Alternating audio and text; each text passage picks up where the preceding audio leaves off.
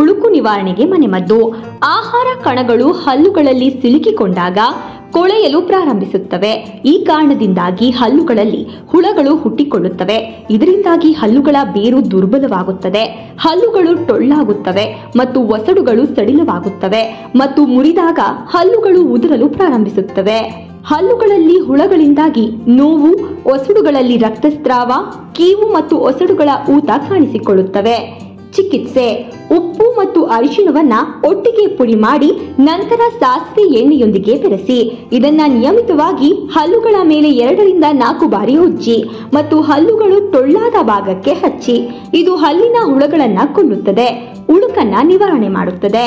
Shri Maruti wellness centre, ಪರಂಪರಾಗತ ಆಯುರ್ವೇದ. ಧನ್ಯವಾದಗಳು. ಇಲ್ಲಿ ಗ್ಯಾಸ್ಟ್ರಿಕ್ ಇಂದ ಕ್ಯಾನ್ಸರ್ ತನಕ ಚಿಕಿತ್ಸೆ ಇದೆ. ಪ್ಲಸ್ ನಿಮಗೆ ಕನ್ಸಲ್ಟೇಷನ್ ಫೀಸ್ ಇರಲ್ಲ, ಮಸಾಜ್ ಫ್ರೀ ಇರುತ್ತೆ. ಎಲ್ಲ ರೋಗಿಗಳು ಉಪಯೋಗ ಪಡಿಸ್ಕೊಳ್ಳಿ.